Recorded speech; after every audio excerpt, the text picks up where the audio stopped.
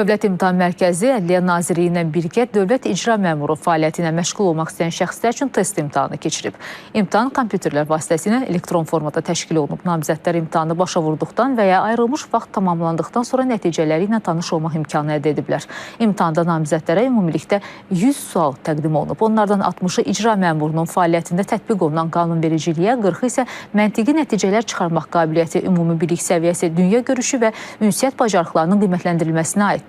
Qanunvericilik üzrə hər sual 1, digər istiqamətlər üzrə isə hər sual 0,5 balla qiymətləndirilir. Keçid balı 55-dir.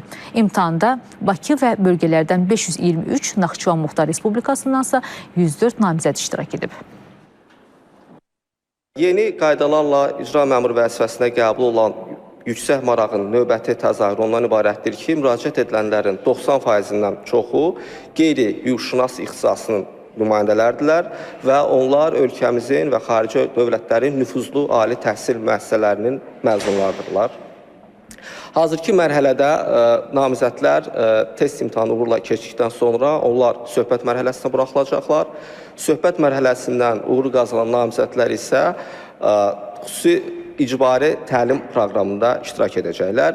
Azı 3 ay müddətində olmaqla. Elə məlumat üçün bildirim ki, Ədliyyə Nazirliyi tərəfindən artıq həmin xüsusi təlim proqramının hazırlanması prosesi tamamlanıbdır. Bu prosesə həm yerli, həm də beynəlxalq mütəxəssislər cəlb olunub və təkmil xüsusi təlim proqramı hazırlanıbdır.